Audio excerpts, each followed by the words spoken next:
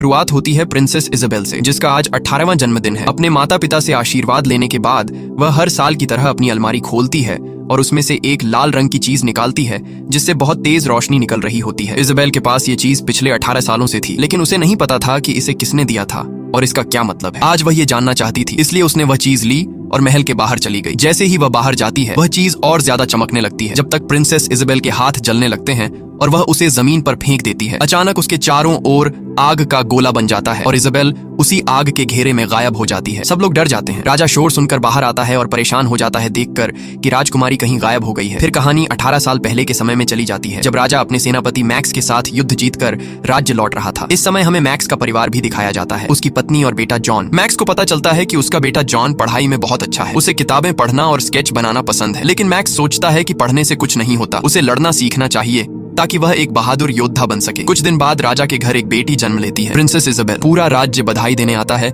और जॉन भी उसके लिए एक सुंदर ड्राइंग बनाकर लाता है। उसी समय एक अजनबी आदमी भी महल में आता है, जो चुपके से वह लाल चीज राजकुमारी के पास रख देता है, वही चीज जो हमने फिल्म की शुरुआत में देखी थी। राजा और रानी उस आदमी को देखकर हैरान होते हैं। वे उसे पहचान नहीं पाते, लेकिन उसका तोहफा स्वीकार कर लेते हैं। समय बीतता है और मैक्स हर दिन जॉन को योद्धा बनने की ट्रेनिंग देता है, लेकिन जॉन, जिसे किताबें और स्केच बनाना पसंद था, वह अपनी माँ से छिपकर पढ़ना लिखना सीखता था। वक्त के साथ जॉन बड़ा हो जाता है, अब वह एक योद्धा बन चुका होता है, लेकिन उसका दिल अब भी किताबों में ही लगता था। इसी वजह से मैक्स अक्सर उस पर गुस्सा करता। इसी बीच प्रिंसेस इजाबेल का 18वां जन्मदिन आता है और वही सीन दिखाया जाता है जहां से फिल्म शुरू हुई थी। जब वह लाल चीज लेकर महल से बाहर जाती है तो आग में गायब हो जाती है। राजा बाहर आता है और देखता है कि वहां बस राजकुमारी का ताज पड़ा है। राजा दुख में घोषणा करता है, जो भी राजकुमारी को ढूंढेगा उससे उसका विवाह होगा और आधा राज्य उसे दिया जाएगा। यह बात जनरल मैक्स के कानों तक पहुंचती है और वह जॉन से कहता है, ये तेरा मौका है खुद को साबित करने का। जॉन कहता है, लेकिन मैं उसे कहाँ ढूंढूं? वह तो आग में गायब हो गई। मैक्स कहता है, मैं भी तेरे साथ चलूंगा, हम मिलकर राजकुमारी को ढूंढेंगे। जॉन मान जाता है और दोनों जरूरी सामान लेकर यात्रा पर निकल पड़ते हैं। रास्ते में वे एक बार में रुकते हैं जहां उन्हें दो लोग मिलते हैं। बातों से पता चलता है कि वे भी राजकुमारी को ढूंढने जा रहे हैं। वे मैक्स को साथ चलने का प्रस्ताव देते हैं। मैक्स पहले मना करता है, लेकिन जॉन कहता है कि साथ जाना बेहतर रहेगा। अगली सुबह वे फिर यात्रा शुरू करते हैं। जॉन सोच में डूबा रहता है। वह पूछता है, इतनी बड़ी दुनिया में हम राजकुमारी को कहाँ ढूंढेंगे? तभी एक आदमी, टॉम, कहता है कि मैंने सुना है जहाँ राजकुमारी गायब हुई थी वहाँ का पूरा इलाका जलकर बर्बाद हो गया है। यह सुनकर जॉन को किताबों में पढ़ी एक जगह याद आती है, एक जल चुकी बंजर भूमि जहां एक बुरे मैजिशियन का राज्य था। जॉन को वहां का रास्ता भी पता होता है। ये सुनकर मैक्स बहुत प्रभावित होता है। फिर सीन बदलता है और हमें वही काला महल दिखाया जाता है जो उस बंजर भूमि में था। यहाँ वही मैजिशियन दिखाया जाता है जिसने इजाबेल को कैद किया था। इस समय इजाबेल उसके सामने खड़ी होती है और मैजिशियन अपने बुरे इरादे बताता है। मैं तुमसे शादी करना चाहता हूँ। वह कहता है, 18 साल पहले मैंने वह जादुई पत्थर तुम्हारे पास रखा था क्योंकि मैं तब से तुमसे शादी करना चाहता था। अब तुम 18 की हो, अब मैं तुमसे विवाह कर सकता हूँ। लेकिन प्रिंसेस इजाबेल कहती है, मैं तुमसे शादी नहीं करूंगी, तुम्हारे इरादे कभी पूरे नहीं होंगे। मैजिशियन कहता है, अगर तुमने मुझसे शादी की तो मैं कभी बूढ़ा नहीं होऊंगा। मेरे पास ऐसा जादू है जिससे मैं हमेशा जवान और जिंदा रहूंगा। उसी जादू से तुम्हें भी हमेशा जिंदा और खुश रखूंगा। लेकिन इजाबेल मना कर देती है। गुस्से में मैजिशियन कहता है, जब तक तुम्हारा इनकार हाँ में नहीं बदल जाता तुम मेरी कैद में रहोगी। वह बोनो नाम के आदमी को बुलाता है और प्रिंसेस इजाबेल को बंद करने का आदेश देता है। फिर वह आग में गायब हो जाता है। बोनो कहता है, मैं तुम्हें कैद नहीं करना चाहता, लेकिन मैं मजबूर हूँ। इजाबेल पूछती है, क्यों मजबूर हो? वह बताता है, मैं बोनो के परिवार में पैदा हुआ था, लेकिन मैं एक दैत्य जैसा दिखता था, इसलिए बोनो ने मुझे अपनाया नहीं। तब मैं इस मैजिशियन के पास गया। वह कहता है, जादूगर ने कहा कि मैं तुम्हें ताकत और दौलत दे सकता हूँ, पर इसके लिए तुम्हें एक कॉन्ट्रैक्ट पर हस्ताक्षर करने होंगे। मैं पढ़ा लिखा नहीं था, इसलिए अपने खून से एक अंगूठी उस कॉन्ट्रैक्ट पर लगा दी। बाद में पता चला कि उस जादूगर ने मुझे अगले 100 सालों के लिए अपना गुलाम बना लिया है। अब मैं इस शापित भूमि से बाहर भी नहीं जा सकता। फिर सीन वापस मैक्स के ग्रुप पर जाता है। वे चारों बात कर रहे होते हैं कि जब हमें प्रिंसेस मिल जाएगी तो इनाम का राज्य बराबर बांट लेंगे। अगली सुबह वे यात्रा जारी रखते हैं, तभी उन पर जंगल के लुटेरे हमला करते हैं। सब डर जाते हैं, लेकिन मैक्स नहीं। वह बहादुर योद्धा था। एक साथ 3 लोगों को गिरा देता है और 3 तलवारों के वार को अपनी एक तलवार से रोक देता है। जब सब हार जाते हैं तो लुटेरों का सरदार मैक्स से माफी मांगता है। आगे बढ़ते हुए वे एक नदी पार करते हैं और आखिरकार उस बंजर भूमि पर पहुंचते हैं। वहां इतनी गर्मी थी कि उनका पानी भी रेत में बदल गया। जॉन कहता है, यह जमीन शापित है क्योंकि यहाँ का पानी रेत बन जाता है। आखिरकार वे उस किले को देखते हैं जो मैजिशियन का था। उन्हें नहीं पता था कि राजकुमारी वही है, पर वे किले में घुस जाते हैं। किला बहुत बड़ा था। जॉन कहता है, हमें अलग अलग दिशाओं में जाकर देखना होगा। जॉन खुद ऊपर वाले टावर में जाता है और वहीं उसे प्रिंसेस इजाबेल मिल जाती है। प्रिंसेस पूछती है, तुम कौन हो? जॉन बताता है, मैं जनरल मैक्स का बेटा जॉन हूँ, मैं तुम्हें बचाने आया हूँ। वह ताले तोड़ने की कोशिश करता है, लेकिन ताले नहीं टूटते। प्रिंसेस बताती है कि यहाँ जादूगर का ब्लैक मैजिक है, ये ताले तभी टूटेंगे जब उसका जादू खत्म होगा। जॉन कहता है, तुम मेरा इंतजार करना, मैं जरूर वापस आऊंगा। यहाँ हमें उन बाकी 3 लोगों को दिखाया जाता है जिनके लिए यह महल जादूगर के जादू की वजह से एक भूल भुलैया बन गया था। वे घूमते घूमते उसी कमरे में पहुंच जाते हैं जहां जादूगर ने प्रिंसेस को कैद किया था। थोड़ी देर में जॉन भी वहां पहुंचता है। तभी दूसरा दरवाजा खुलता है और बोना अंदर आता है। वह पूछता है, तुम सब यहाँ क्या कर रहे हो? लोग जवाब देने ही वाले थे कि तभी जादूगर वहां आ जाता है। वह कहता है, राजकुमारी मेरे पास है, पर उसे आजाद कराने की एक शर्त है। वह एक राज्य का नाम बताता है और कहता है, जो भी उस राज्य से मेरा जादुई लॉकेट लेकर आएगा मैं राजकुमारी उसे दे दूंगा। मैक्स कहता है, क्यों ना हम तुम्हें मार दें और राजकुमारी को खुद ही ले जाएं। जादूगर हंसकर कहता है, पहले अपना काम पूरा करो। जॉन आगे बढ़ता है, तलवार निकालता है, पर जादूगर अपने जादुई डंडे से उसे दूर फेंक देता है। फिर मैक्स हमला करता है, लेकिन जादूगर उसे भी उछाल देता है। ये देखकर बाकी साथी डर जाते हैं और समझते हैं कि अब उन्हें वही लॉकेट लाना होगा। बंजर जमीन पार करते समय रास्ते में एक बूढ़ा आदमी मिलता है। वह कहता है, मुझे पता है तुम कहाँ जा रहे हो। जिस जादुई राज्य की ओर तुम बढ़ रहे हो वहाँ कोई नहीं पहुंच पाया। रास्ते में बहुत से जादुई जीव हैं और सबको भ्रम में फंसा देते हैं। वहाँ पहुंचना है तो खुद पर काबू रखना होगा। जॉन पूछता है, तुम्हें कैसे पता कि हम उसी जादुई राज्य में जा रहे हैं? बूढ़ा कहता है, यह जानना जरूरी नहीं, जरूरी ये है कि मैंने जो कहा है उसे याद रखना। लोग उसकी सलाह मानकर आगे बढ़ते हैं। रास्ते में उन्हें कुछ सुंदर लड़कियां दिखती हैं। टॉम उनकी तरफ बढ़ने ही वाला था, पर जॉन रोकता है, ये सब भ्रम है, हमें इनसे बचना होगा। थोड़ा आगे जाते ही उन्हें एक योद्धा दिखता है जो मैक्स को चुनौती देता है, अगर तू इतना बड़ा योद्धा है तो मुझसे लड़। मैक्स हर चुनौती स्वीकार करता था, पर जॉन बड़ी मुश्किल से समझाता है, ये भी भ्रम है, आगे बढ़ो। चलते हुए उन्हें एक जगह लोग जश्न मनाते दिखते हैं। सब सोचते हैं यह भी भ्रम है और आगे बढ़ते हैं, पर पीछे से जॉन शराब के लालच में उस भ्रम में फंस जाता है। साथी उसे छोड़कर आगे बढ़ते हैं। आगे टॉम का साथी बहुत सा खजाना देखता है और उसकी तरफ बढ़ता है, पर जॉन कहता है, यह भी भ्रम है, जितना इसे देखोगे उतना इसमें फंस जाओगे। वह साथी की आंखों पर कपड़ा बांध देता है ताकि वह भ्रम न देखे और दोनों आगे निकल जाते हैं।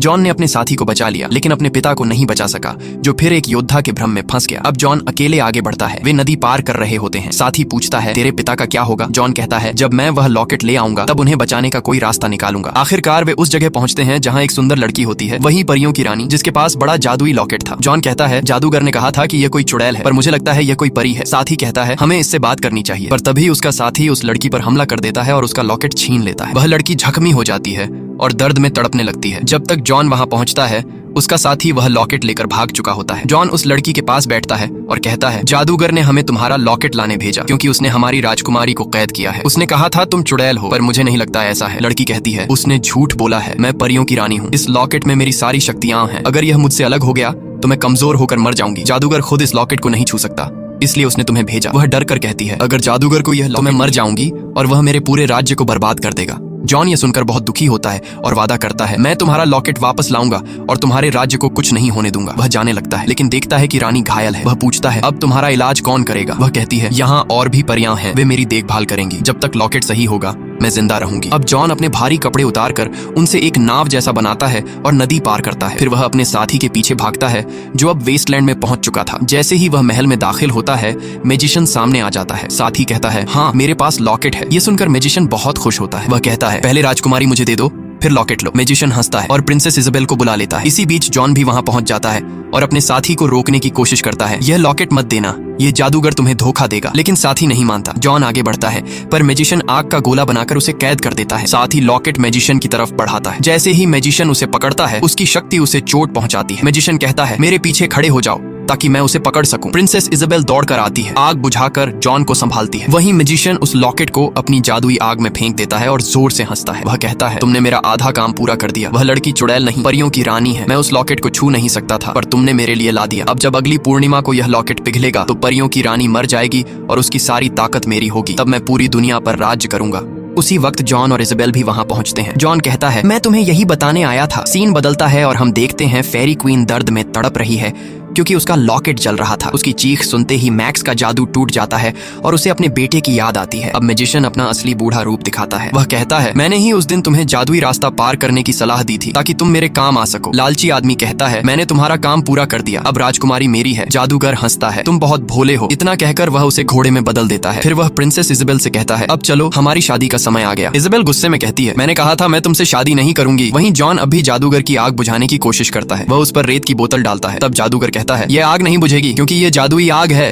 जॉन बार बार मैजिशियन को परेशान कर रहा था। सजा के तौर पर मैजिशियन उसे छत पर लटका देता है। ये देखकर प्रिंसेस को बहुत बुरा लगता है और वो मैजिशियन से कहती है, तुम जॉन को मेरे लिए नीचे ले आओ, बदले में मैं तुमसे शादी करने को तैयार हूँ। जैसे ही इजाबेल ये बात कहती है, मैजिशियन अपने जादू से जॉन को नीचे गिरा देता है और उसे वहां से बहुत दूर भेज देता है। यहाँ सीन खत्म होता है और कहानी मैक्स पर शिफ्ट होती है, जो अब उसी मैजिकल किंगडम में आ चुका था। वो कहता है, मैंने यहाँ किसी की बहुत दर्द भरी चीख सुनी। तब परियों की रानी कहती है कि वो चीख मेरी थी। अब तक जो कुछ हुआ वो सब परियों की रानी मैक्स को बताती है और मैक्स समझ जाता है कि ये सब उस मैजिशियन की चाल है। मैक्स उस रानी से वादा करता है कि वो उसका लॉकेट बचाएगा। तब परियों की रानी कहती है कि उसे हराना आसान नहीं है, उसे हराने के लिए उसके जादुई आग को बुझाना जरूरी है और उसकी सारी ताकतें उसी के अंदर हैं। वो बताती है कि उस फायर को ज्यादा पानी डालने से नहीं बुझाया जा सकता, क्योंकि जैसे ही वो वेस्टलैंड में जाएगी सारा पानी मिट्टी में बदल जाएगा। मैक्स पूछता है तो हम क्या करेंगे? परियों की रानी कहती है मैं तुम्हें एक मैजिकल वाटर देती हूँ। वो एक रानी के जरिए वह पानी देती है और कहती है कि इसी से वो फायर बुझाई जा सकती है और ये काम अगले फुल मून से पहले करना होगा, वरना परियों की रानी मर जाएगी और मैजिशियन की बुरी मंशा पूरी हो जाएगी। इधर जब ये लोग बात कर रहे होते हैं, उधर मैजिशियन उस फेरी के लॉकेट पर मैजिक कर रहा होता है। जैसे ही वो जादू करता है, फेरी गायब हो जाती है और मैजिशियन उसे अपने पैलेस में ले आता है। मैक्स हैरान होकर बाकी फेरीज से पूछता है कि क्वीन कहाँ गई? तब सब फेरीज बताती हैं कि मैजिशियन ने उसे किडनैप कर लिया है। अब मैजिशियन उस फेरी से कहता है बहुत वक्त हो गया तुम्हें देखे हुए। इससे पहले कि वो कुछ और कह पाते,